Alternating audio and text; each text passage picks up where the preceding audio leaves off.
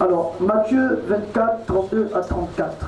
Mais avant que nous puissions lire, en une équipe, on réconsacre l'atmosphère. Seigneur Jésus-Christ, Dieu Tout-Puissant, je l'ai fait en ton nom, pour ta gloire. Et je sais, Seigneur mon Dieu, mon roi, que je n'ai pas averti, parce que je n'avais pas ça dans la tête. Et nous vivons de cette manière, car celui qui est né de l'Esprit, il est comme le vent qui souffle. Il ne sait pas d'où il vient, où il va. Ainsi, Père, sont conduits ceux qui sont conduits par l'Esprit. Affermis les positions et les décisions qu'ont pris tes enfants. Cela est une responsabilité, Père, qu'ils ont pris vis-à-vis de toi. Que le diable soit confondu. Déjà, il est honteux, parce qu'il pensait que les gens ne feraient pas cela. Mais tu as permis qu'ils le fassent. Des gens ont mis 25 000, 30 000, d'autres ont mis 20 000. Et dans mon esprit, j'ai senti un refuge. Quelque chose me disant, tu as dit 50, 100 et 150. Et ils ont réagi. Ils ont été favorables. Seigneur Dieu Tout-Puissant. Et cette onction que je ressens maintenant, puisse, ô Dieu Tout-Puissant, alimenter cette prière. Et que cette prière, Seigneur, puisse créer un grand nuage de pluie qui descendra, Seigneur, sur les terrains, ô Dieu, qui se sont dévoués pour la cause. Aussi, Père, il y en a ici qui auraient bien voulu donner, mais qui n'ont pas de quoi donner. Certainement, ils donneront ce qu'ils pourront. Ils le feront certainement, Seigneur. Car en dépit de tout, Seigneur, hormis ceux qui donnent cela, les autres donneront toujours les contributions mensuelles comme il est prévu. Mais ceux-ci ne donneront que cela comme contribution mensuelle. Père, bénis-les, garde-les stables dans la foi, au nom tout puissant de Jésus-Christ. Amen. Que Dieu bénisse sa chère parole que nous avons lue maintenant. Et nous croyons que ça va nous aider à comprendre.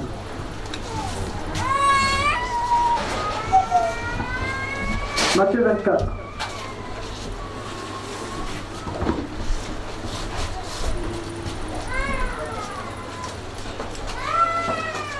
Matthieu 24 est une écriture que vous devez beaucoup considérer et lire de temps en temps. C'est dans l'Évangile, c'est le premier livre de l'Évangile du Nouveau Testament et qui traite même de la fin. Amen. Et l'Apocalypse aussi en parle avec beaucoup de symboles, avec des mystères. Le Matthieu 24 est encore un peu plus explicite que l'Apocalypse. L'Apocalypse, il a fallu un prophète pour nous ouvrir ça. Mais quand vous prenez d'abord Matthieu 24 et que vous prenez l'interprétation prophétique, vous verrez que c'est plus clair que tout ce que les gens peuvent raconter au sujet de l'enlèvement. Matthieu 24, 32 à 34.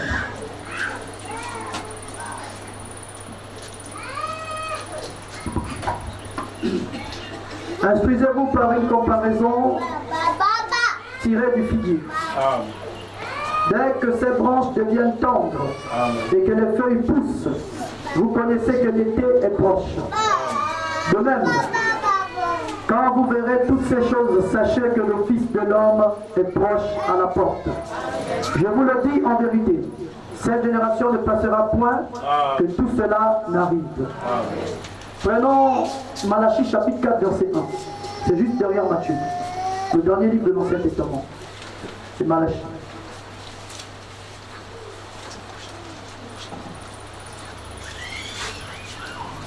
Malachie chapitre 4 verset 1.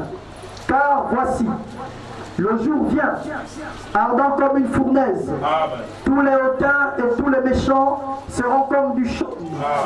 Le jour qui vient les brasera, dit l'Éternel des armées. Il ne leur laissera ni racine, ni rameau. Calmez les enfants à l'extérieur, on veut moins de bruit. Prenons une troisième écriture, c'est dans Ésaïe. Ésaïe est le livre de la Bible qui a 66 chapitres. Amen. C'est juste. Et la Bible a 66 livres. Amen. Dans le livre d'Ésaïe, on a 66 chapitres. Amen. Et chaque chapitre représente chacun des 66 livres. Amen. Dans Ésaïe, le chapitre 66, qui est le dernier chapitre et qui parle des événements du temps de la fin. Comme l'Apocalypse, c'est le dernier livre qui parle des événements du temps de la fin. Ésaïe 66, versets 15 à 16.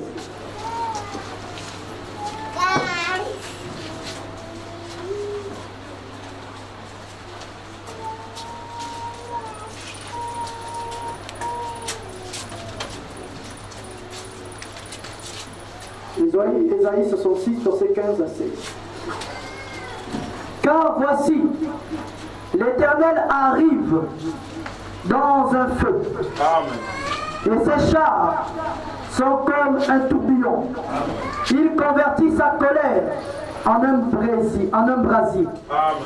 Et ses menaces en flammes de feu. C'est par le feu que l'Éternel exerce ses jugements. C'est par son glaive qu'il châtie toute chair. Et ceux que tuera l'Éternel seront en grand nombre. Que Dieu bénisse sa chère parole. Veuillez vous asseoir. Si on peut me monter encore légèrement le son, juste le son. Merci. Je vais relire Ésaïe 66, versets 15 à 16. Je vous prie de prêter attention et de prendre les 3 écritures que j'ai utilisées, d'aller les relire chez vous à la maison. Parce que mes frères, si l'heure dans laquelle nous sommes vous surprend, vous brûlerez ici. Ce sont des écritures que j'ai prises. Les gens disent que leur fin du monde, c'est quand ils meurent. C'est faux. Amen. Écoutez-moi très bien. La mort du corps dans lequel nous sommes n'est qu'un sommeil. Amen. Peu importe que tu sois mort par un incendie et on n'a même pas trouvé ton corps parce que tu as été brûlé, calciné, que tu sois mort dans le ventre d'une baleine qui t'a avalé dans l'eau, peu importe comment tu es mort, un accident et ton corps a été déchiqueté. Écoutez, la mort du corps n'est qu'un sommeil. Amen. Ce n'est qu'un sommeil. Lorsqu'un juste meurt, il dort. Lorsqu'un injuste meurt, il dort. Mais ils vont se relever un jour. Les autres vont se relever pour la gloire. Et les autres vont se relever pour la honte. Et c'est là qu'on aura affaire à la vraie mort. La vraie mort, ce n'est pas la mort du corps. La mort du corps n'est qu'un sommeil. Amen. Mais la Bible déclare dans Ézéchiel 18 que l'âme qui pêche est celle qui mourra. Amen. Le péché de l'âme, c'est l'incrédulité à la parole. L'âme incrédule mourra. Lorsque Dieu a créé l'homme, il n'a pas créé la chair. Il a créé l'âme de l'homme. Et après, pour que l'homme habite sur la terre, il a formé le corps d'Adam par la poussière de la terre, déclarent les Écritures. Amen. Et il a mis l'âme d'Adam dans le corps. Amen. Vous voyez que le corps n'est qu'un abri temporaire. Amen. Le corps humain terrestre. Mais l'âme a été créée à l'image et à la ressemblance de Dieu. Amen. C'est une partie, c'est un être. Votre âme est un être immortel. Amen. Mais pourtant, le Créateur dit que l'âme qui pêche est celle qui mourra. Amen. Ça veut dire que cette âme qui est immortelle sera détruite. Amen. Par son Créateur. Parce que ces âmes immortelles n'auraient pas suivi la volonté de Dieu. Et ces âmes qui pêchent vont être détruites.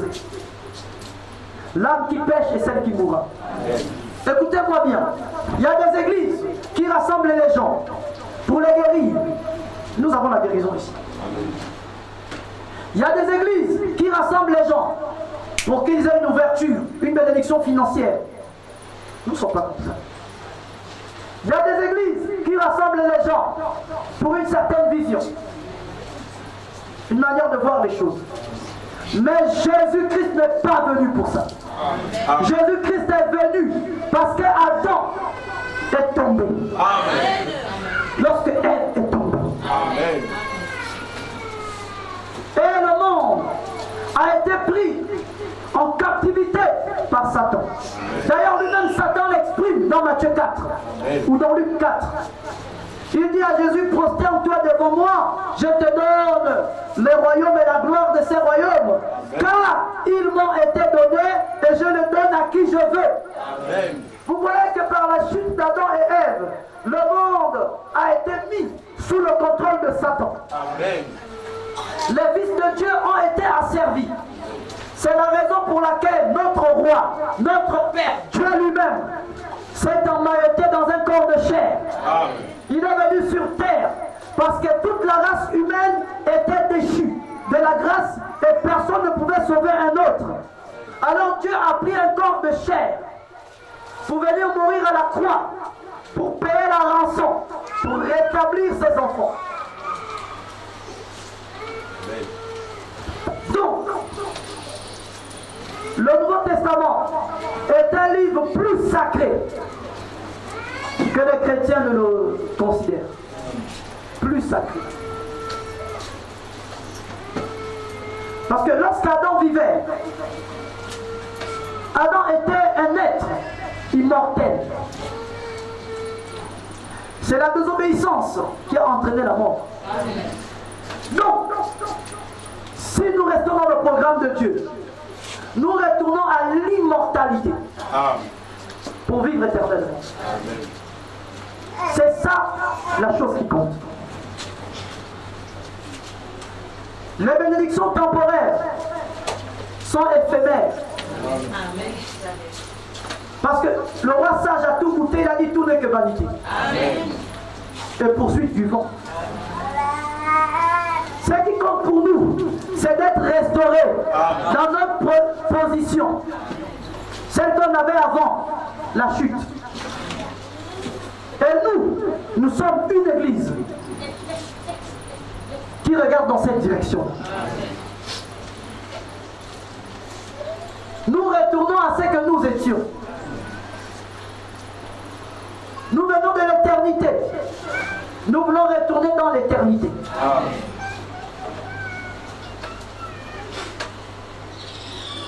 Par conséquent, l'évangile que nous prêchons, c'est surtout pour que nos âmes soient en ordre avec Dieu, avec sa volonté, pour que nous puissions être avec notre Dieu quand il reviendra ici pour régner sur la terre, quand la Jérusalem céleste descendra, quand le règne de paix s'installera, moi je vais être là. Amen. Pour cela, mon âme doit être une âme qui est dans la parole. Amen. Jésus a dit que l'homme ne vivra pas de pain seulement, mais de toute parole. Ça veut dire de chaque parole qui sort de la bouche de Dieu. Si Dieu a une bouche, ça s'appelle les prophètes. Amen. Pourquoi je le dis? Parce que la Bible a été écrite par des prophètes. Amen. Alors la bouche de Dieu, c'est les prophètes. Amen. Les écrits bibliques sortent de la bouche des prophètes. Amen. Et l'homme doit vivre de ça. Amen. L'animal, le serpent et la sémence du serpent ne vivent pas de toute parole. Amen. Ils vivent de la portion qui les intéresse. Et la portion des paroles qui ne les intéresse pas, ils la rejettent. Amen. Mais l'homme, il vit de toute parole. Il a besoin de toute parole pour vivre. La vie de l'homme se trouve dans chaque parole de Dieu. C'est pourquoi, mes frères, ce que je vais dire maintenant, ce que je vais prêcher maintenant, c'est pour vous permettre, en sortant d'ici, de ne pas continuer à marcher comme marchent les autres qui ont l'intelligence obscurcie. Lorsque Daniel a eu l'entretien avec l'ange au sujet du temps de la fin, il n'a pas compris. Amen. Il a dit, je ne comprends pas. Amen. Dieu lui a dit, scelle ça, Daniel. Amen. Ce sera tenu secret jusqu'au temps de la fin. Amen. Mais au temps de la fin, ce sera dévoilé. Et les gens qui écouteront ça, leur intelligence augmentera. Amen. Amen. Nous sommes au temps de la fin. Amen. Mon sujet, c'est le jour qui vient. J'ai pris mon sujet dans le livre de Malachie chapitre 4, au verset 1er. Il a dit dans Malachie chapitre 4, au verset 1er, voici, le jour vient. Alors, quel est ce jour qui vient? Mon sujet, c'est le jour qui vient. Malachie dit, voici le jour vient, ardent comme une fournaise. Tous les méchants et les hautains seront comme du chaume. Car le jour qui vient les embrasera. Amen. Ce jour-là ne leur laissera ni racine, ni rameau. Mais pour vous qui craignez mon nom, se lèvera le soleil de la justice. Amen. Là, c'est notre partie. J'ai envie de prendre le verset premier. Le jour qui vient. Pendant que nous sommes en train de nous approcher, j'aimerais que quelqu'un me relise le verset premier. J'aimerais avoir un micro à disposition. Oui, prenez-moi la Bible et le micro. Malachie chapitre 1er, écoutez.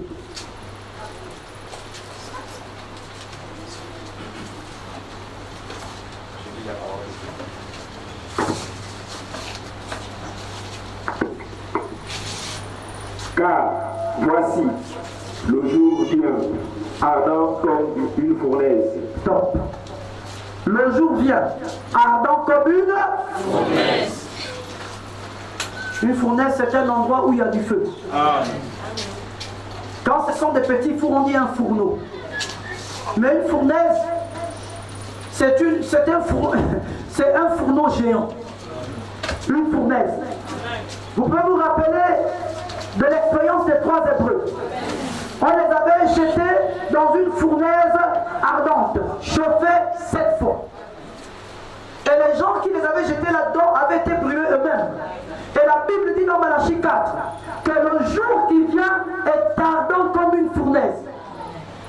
C'est tellement explicite. Le jour qui vient est un jour ardent comme une fournaise. Amen. Poursuivez. Tous les hautains et tous les méchants seront comme du chaume. Le chaume, c'est quoi? C'est les débris qui restent lorsque quelque chose a été brûlé jusqu'à la cendre. Les méchants et les hautains seront comme du chaume. Le feu qui vient, le jour qui vient, est un jour où le feu brûlera les méchants et les hautains. Ça va les brûler tellement qu'ils seront comme du chaume. Poursuivez. Le jour qui vient les embrasera, dit l'Éternel des armées. Il ne leur laissera ni racine ni rameau. Voilà ce que fera le jour qui vient. Nous savons déjà ce que fera le jour qui vient. Donc la Bible nous dit qu'il y a un jour qui vient. Vous savez pourquoi je crois à la Bible? Parce que Dieu m'a appelé à croire sa parole, à croire son message de l'heure, à prêcher son évangile. Et j'ai vu Dieu accomplir. Marc 16. Vous imposerez les mains aux malades et les malades seront guéris. J'ai vu ça année après année. J'ai vu des cas et des cas et des cas. Et je sais que je n'ai rien fait pour cela. C'est juste lui qui a dit et j'ai fait comme il a dit et il l'a fait. J'ai compris que si cette partie-là est vraie, toute la Bible est vraie.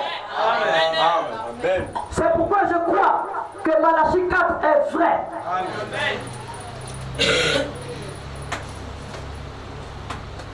C'est la raison pour laquelle ce que vous écoutez aujourd'hui, que le diable ne vous ravisse pas ça. Amen. S'il vous ravisse ça, vous ferez partie des méchants et des hautains qui seront brûlés et deviendront de la chaume. C'est ce que fera le jour qui vient.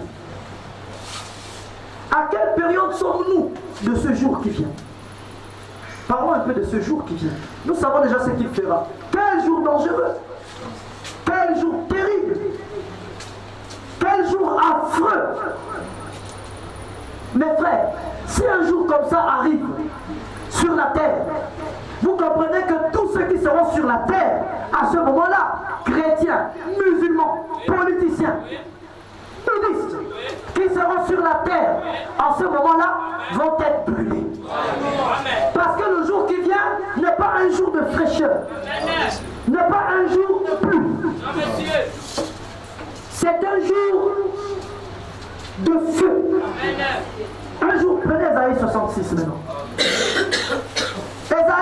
Malachie l'a dit. Allons-y comparer ce que Malachie a dit avec ce que Esaïe va dire. C'est un jour qui ne vient pas vous caresser. Le jour qui vient est plus dangereux qu'un fléau. C'est plus dangereux que toutes les épidémies. C'est plus dangereux que toutes les maladies. C'est un jour qui brûle, qui détruit même les murs. Un jour ardent comme une fournaise. Nous savons qu'une fournaise, c'est là qu'on chauffe le métal pour le faire fondre. C'est dans les fournaises qu'on fait fondre l'acier le plus dur. Amen, c'est juste. Vous comprenez ça? Et c'est un jour comme ça qui est ardent à la mesure d'une fournaise. Mais si la fournaise peut dissoudre le métal, l'acier le plus dur pour le façonner. Quand vous voyez un caterpillar, vous voyez les machines qui transportent et qui soulèvent les grands conteneurs, c'est solide. C'est du métal solide. Mais c'est dans une fournaise qu'on a façonné ce métal-là. Mais le jour qui vient sera brûlant, ardent comme une fournaise. Que restera-t-il de l'homme si ce n'est du chaud? Amen. Quel abri anti-atomique résistera à ce jour? Rien. Parce que tous les abris anti-atomiques sont faits avec de la matière qui a été dissoute dans du feu pour être façonnée. Mais le jour qui vient sera ardent comme une fournaise. Ce sera un jour compliqué. Ça n'épargnera aucun terrien qui sera sur terre ce jour-là. Écoutez, regardez-moi, vous êtes ici pour me suivre. Écoutez très bien ça.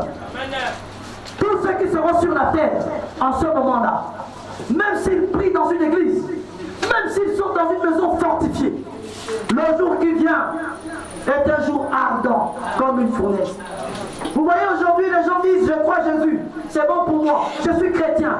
Mais si tu n'as pas été instruit à échapper à ce jour-là, et si tu ne connais pas comment on échappe à ce jour-là, et que tu te retrouves là quand ce jour arrivera, chrétien ou pas, tu seras brûlé au feu. Parce que le jour qui vient, ce n'est pas un jour de baptême du Saint-Esprit. C'est un jour qui va brûler la terre.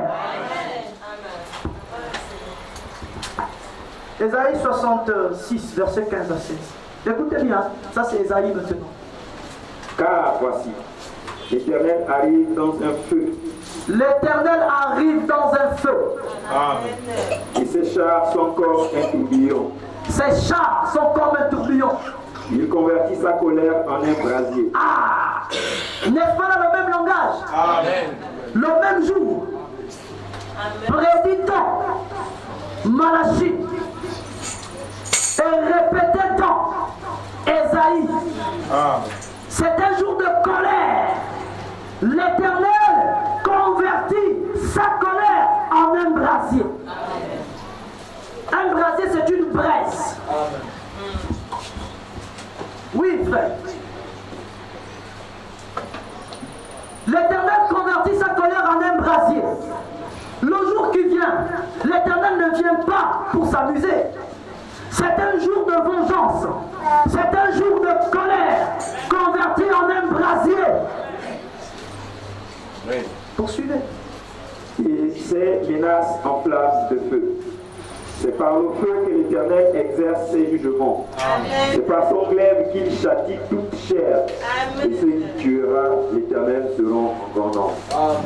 Ce que tuera l'Éternel, ce que l'Éternel va tuer, les gens que va tuer l'Éternel seront en grand nombre.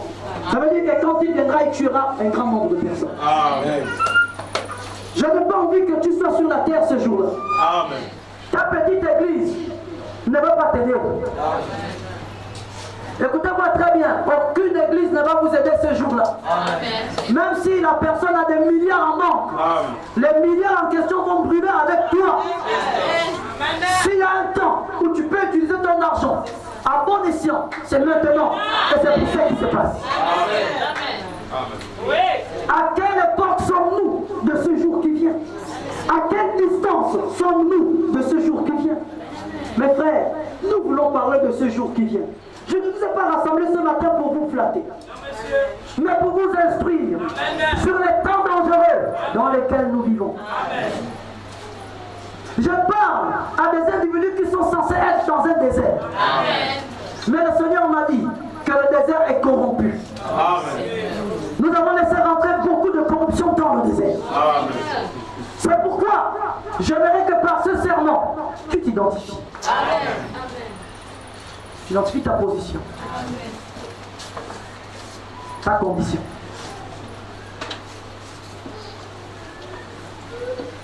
C'est pas de monter.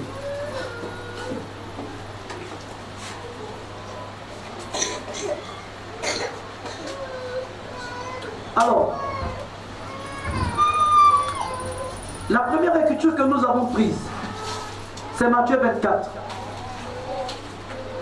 Les deux autres écritures parlent du feu et de la destruction par le feu.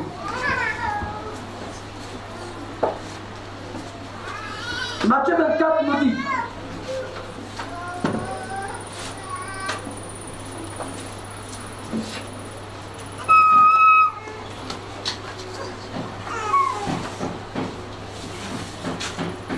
Matthieu 24 nous dit: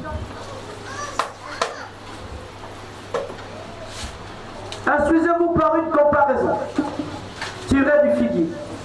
Dès que ce branche devient tendre et que les feuilles poussent, vous connaissez que l'été est proche.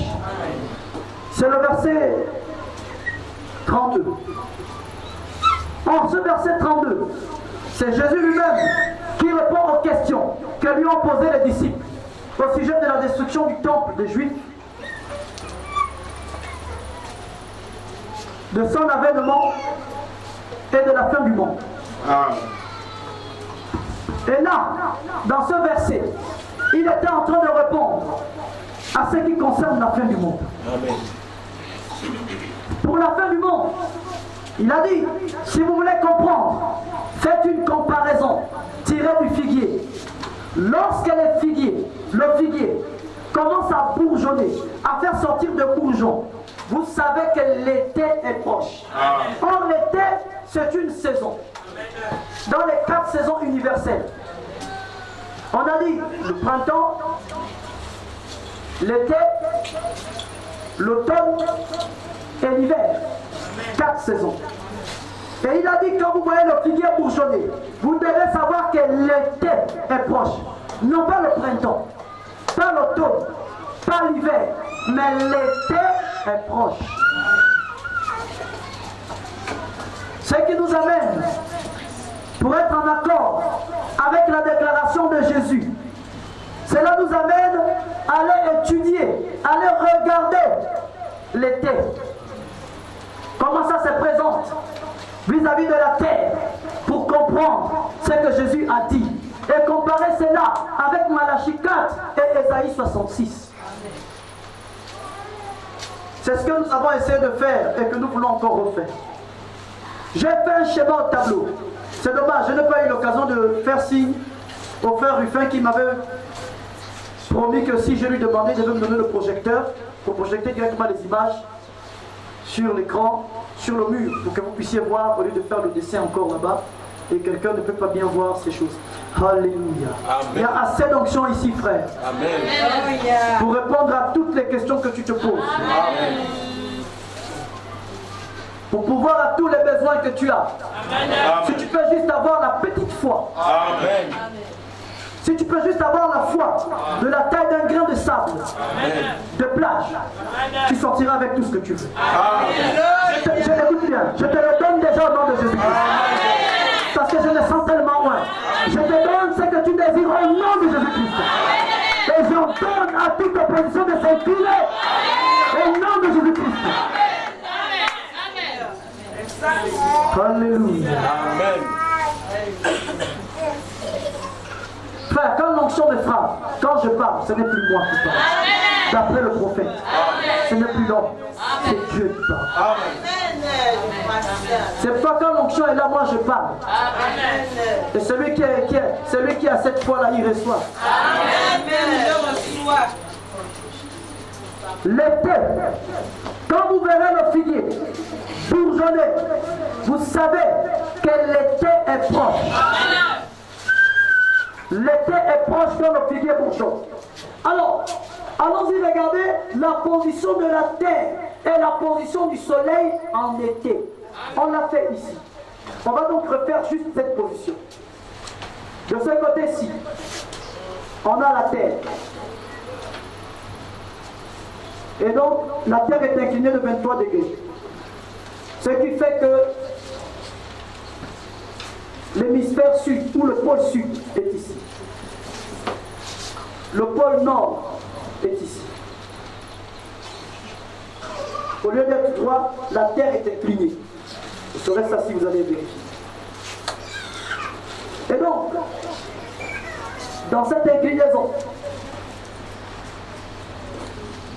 nous avons ici l'hémisphère nord.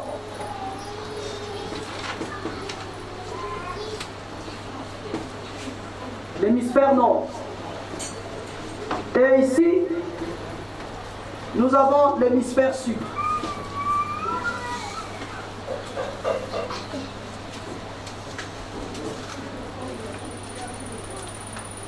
Là, c'est le pôle nord.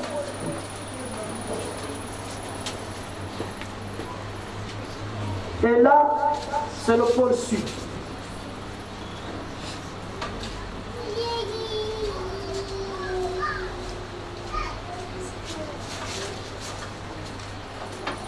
Peut-être mettre ça en couleur.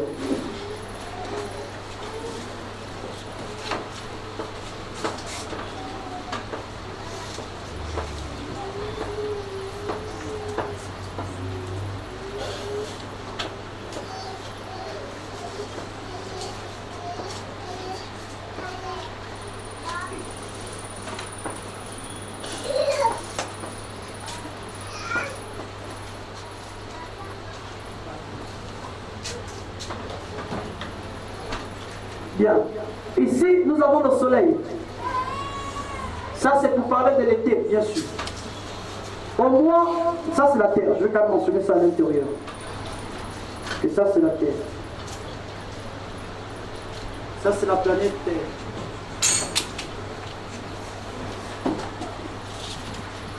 Et ici, c'est le soleil.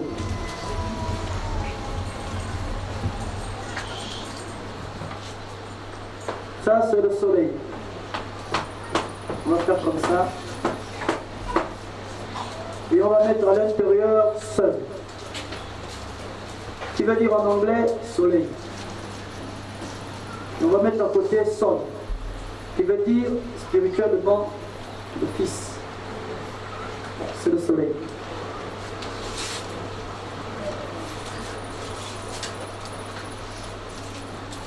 Là, c'est la terre. Non, là, c'est le soleil. Là, c'est la terre. La terre face au soleil.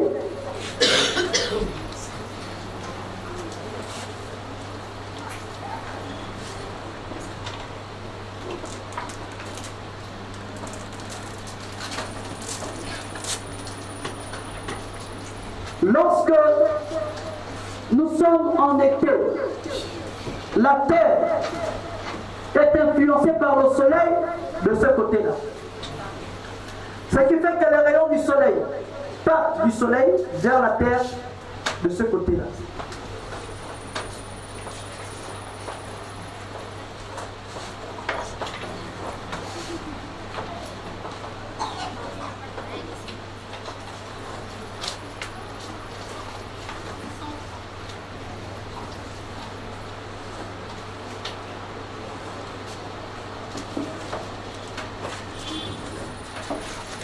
Vous voyez?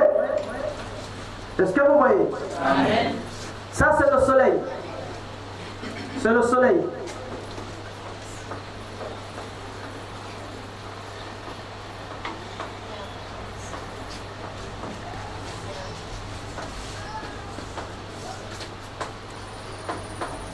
Ça, c'est le soleil.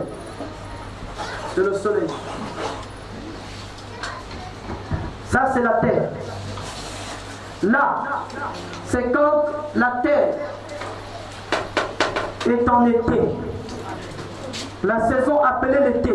La saison dont Jésus a parlé dans Matthieu 24. Pour que nous puissions comprendre quand est-ce la fin du monde. L'été est proche. Et pour parler de la fin du monde, il dit faites une comparaison du figuier. Quand vous voyez les branches devenir tendres, vous savez que l'été est proche. Alors, l'été, c'est en juin. Donc quand le soleil est ici, quand le soleil est là, face à la terre, ça veut dire que là, nous sommes au mois de juin. Le mois de juin, c'est l'été. Et chaque saison dure 3 mois. Donc là, c'est le mois de juin.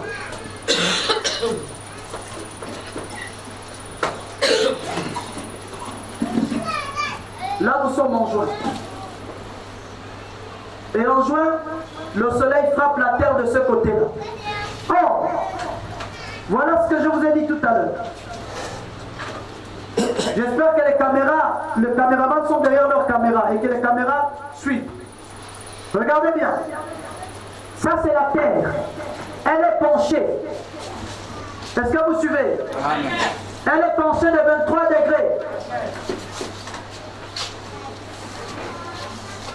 Comme elle est penchée de 23 degrés, vous voyez que le pôle nord est incliné vers l'est. Vous voyez, non? Le pôle nord, c'est ici. Au lieu d'être comme ça, c'est incliné comme ça.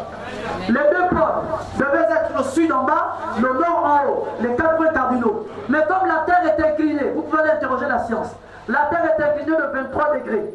Donc la Terre n'est plus droite, elle est penchée. C'est même la raison pour laquelle il y a la glace d'un côté, la chaleur d'un côté. Comme elle est penchée, le pôle nord et le pôle sud sont légèrement inclinés, de 23 degrés. Donc le pôle nord regarde un peu en direction de l'est. Vous voyez l'inclinaison que j'ai placée. Les bâtonnets que j'ai placés ici montrent l'inclinaison de la Terre. Ce sont les deux pôles, le pôle nord et le pôle sud. Au lieu d'être comme ça, la Terre est inclinée comme ça. Alors, le pôle nord est incliné légèrement vers l'est. Le pôle sud est incliné légèrement vers l'ouest. Ce qui fait que dans cette inclinaison, quand nous sommes au mois de juin, les rayons du soleil parcourent la Terre, surtout l'étendue de l'hémisphère nord. Est-ce que vous suivez? Amen. Les rayons du soleil parcourent la Terre, surtout l'étendue de l'hémisphère nord. Voici l'hémisphère nord. Vous voyez? Amen. La plus grande partie de l'hémisphère nord est couverte par le soleil. Mais le pôle sud n'est pas couvert par le soleil. Parce que le pôle nord est incliné vers l'est. Et le soleil est de ce côté-là, pendant l'été. Ce qui fait que la Terre reçoit plus de soleil sur l'hémisphère nord. Si on considérait les 4 points cardinaux, ça ferait que, par rapport à l'inclinaison de la Terre, considérant l'inclinaison de la Terre, nous avons ici le nord. Ici, nous avons le sud. Alors, l'ouest serait où? Là ou là? Là. Alors, ici, c'est l'ouest, n'est-ce pas? Et ici, c'est... Vous comprenez que c'est parce que la Terre est inclinée. Si elle était droite, le nord serait là, le sud serait là, l'ouest serait là, et l'est sera ici. Mais la Terre est inclinée. Ce qui fait que comme elle est inclinée, vous voyez que finalement l'est est ici. Et ici à l'est, le soleil est à peine en dessous de l'est. Parce que la Terre est inclinée. Donc il n'y a presque plus de soleil au sud. L'hémisphère sud n'est plus couvert par le soleil. Il reste juste un peu de soleil qui est vers l'hémisphère sud, juste un peu. Et là, le soleil frappe de plein fouet l'est. Mais le soleil frappe surtout l'hémisphère nord. Vous voyez? Là, c'est l'été. Maintenant, comment identifier l'été? Jésus nous a dit de tirer une comparaison pour savoir que l'été est proche. Ça, c'est l'été. C'est ça l'été. C'est comme ça que ça se présente. L'été, c'est du mois de juin. Juin, juillet, août. Donc ça commence, c'est quoi, le 23, c'est ça qu'on avait dit? Le 23 juillet, et ça termine... non, le 21 juillet, et ça termine... Le 21 juin, ça termine le 21... C'est ça? J'ai encore mes notes ici, hein. Souvent je... Ouais. Je donne tellement de choses. Vous vous rappelez quand même, vous étiez avec moi ces jours-là. Hein, c'est ça, hein? Vous êtes sûr de ça, non? Parce que vous savez que là, c'est filmé, hein? Les gens là, ils cherchent juste une petite erreur.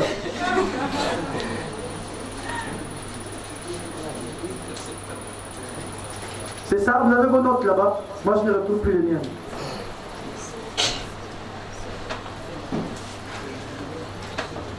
C'est ça? Est-ce que c'est ça?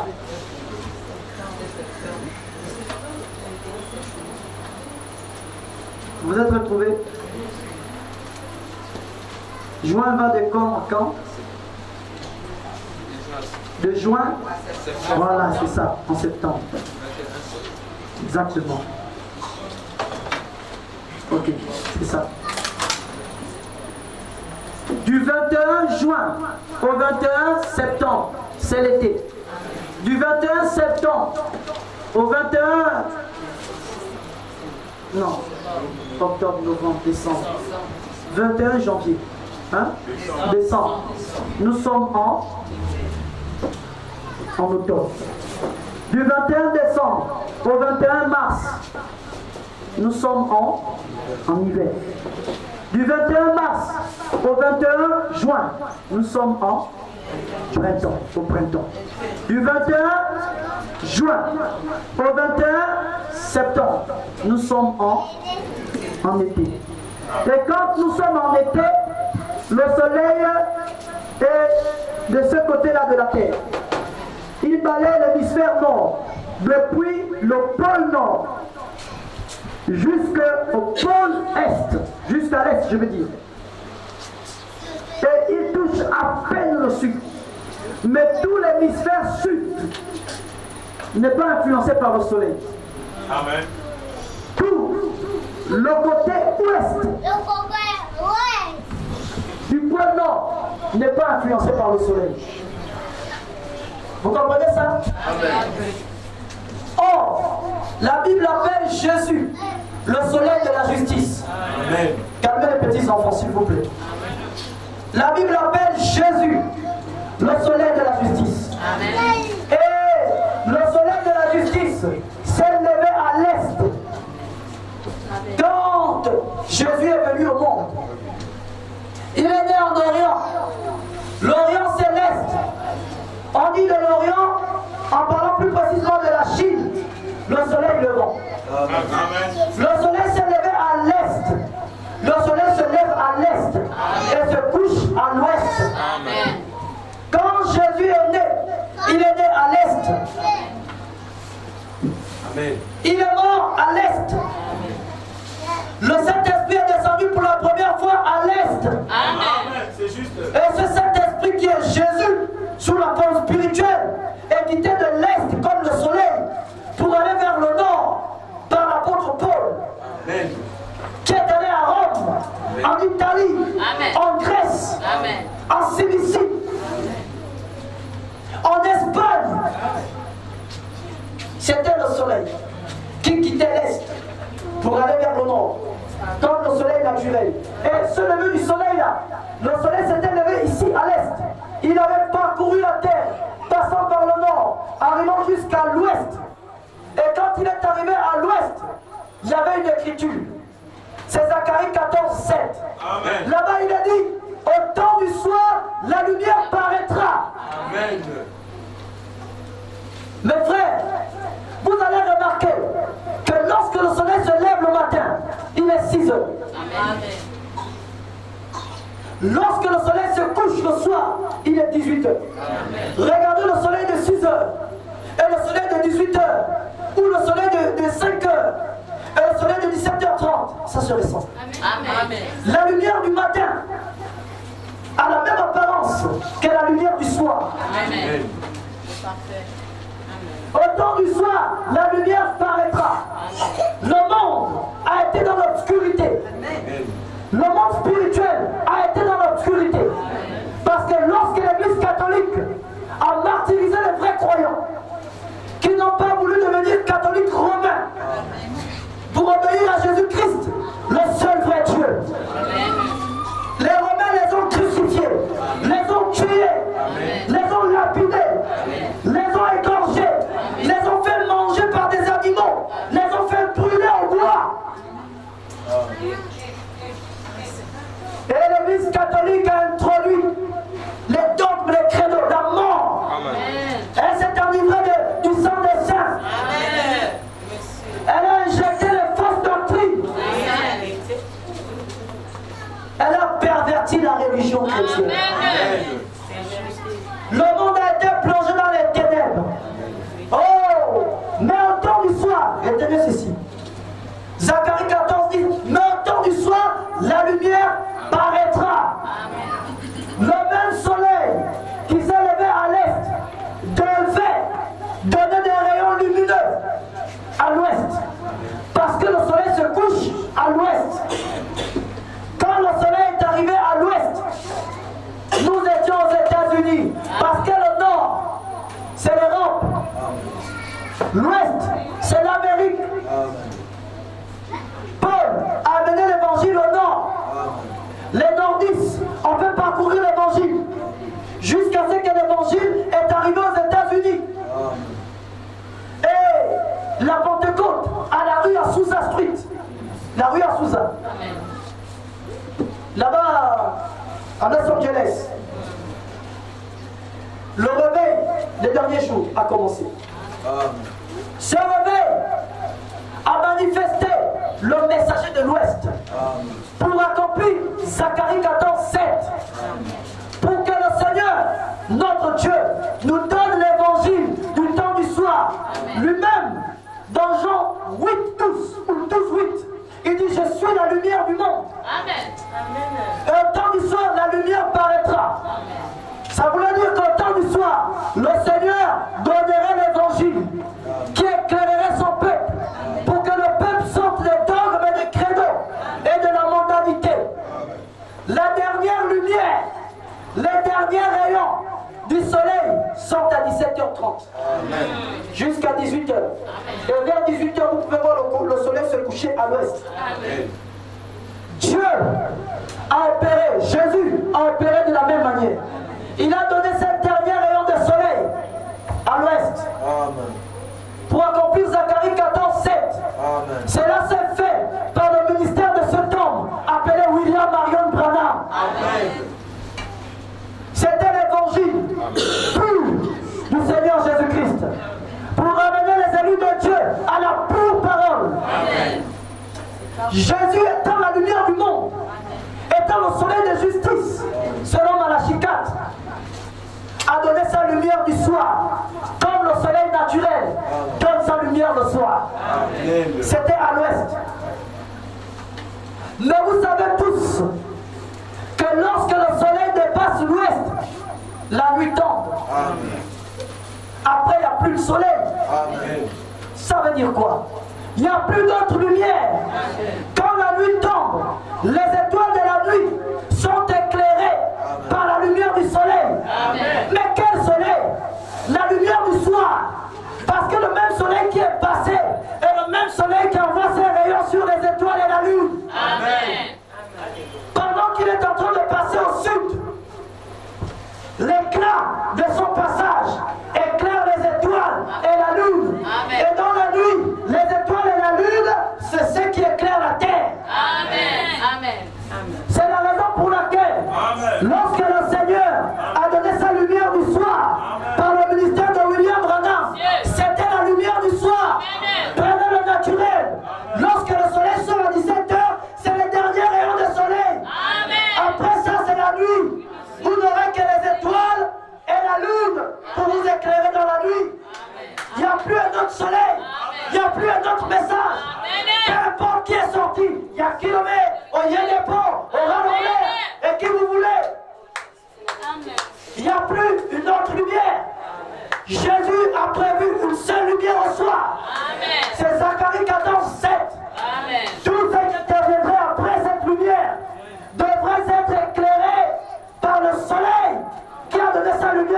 soir.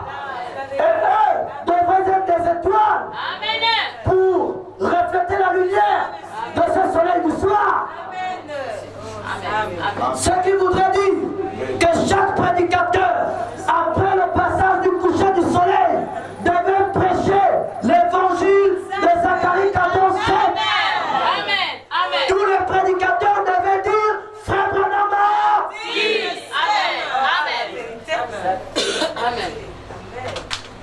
Parce que Dieu, lorsqu'il a voulu donner l'évangile aux nations, il a pris un homme, l'apôtre Paul.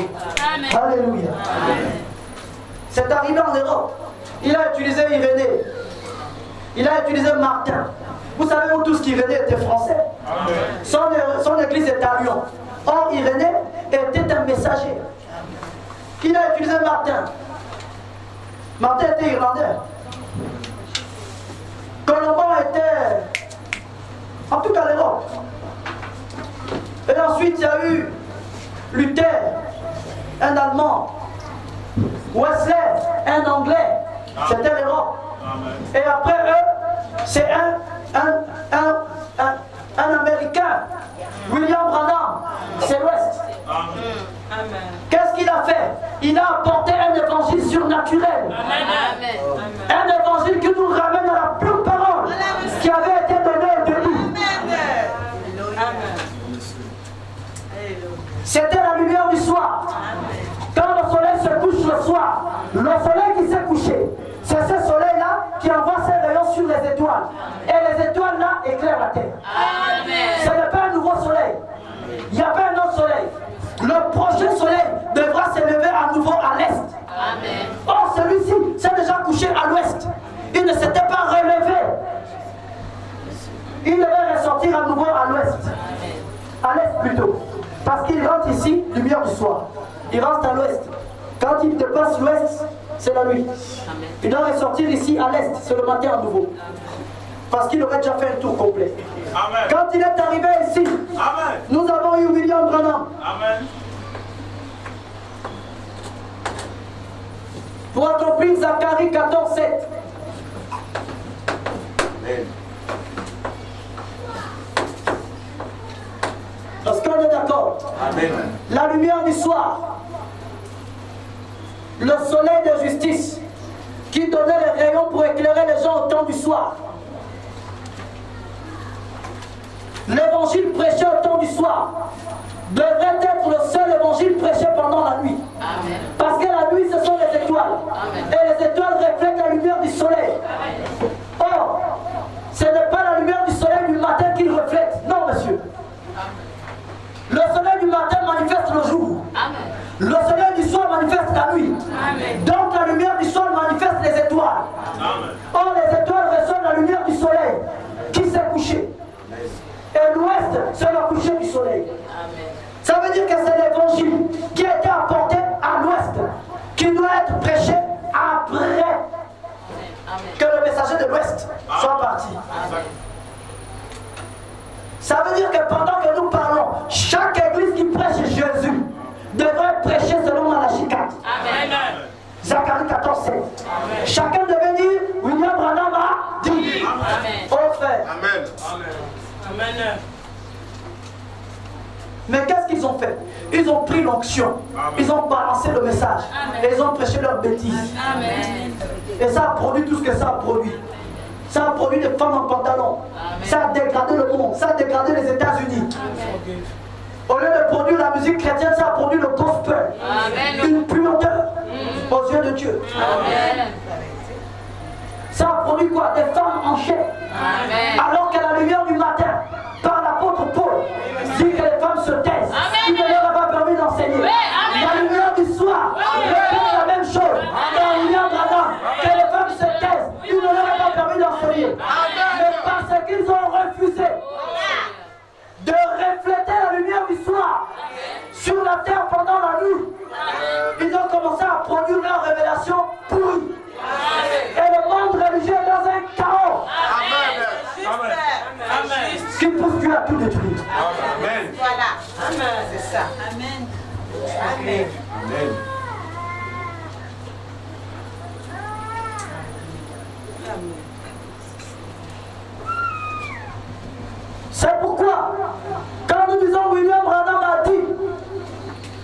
ne faisons que refléter la lumière du soir. Amen. Parce que nous sommes des petites étoiles. Amen. Dans quoi? Dans le mystère de la grande ours. Amen. Que je vous prêcherai un jour si Dieu le veut.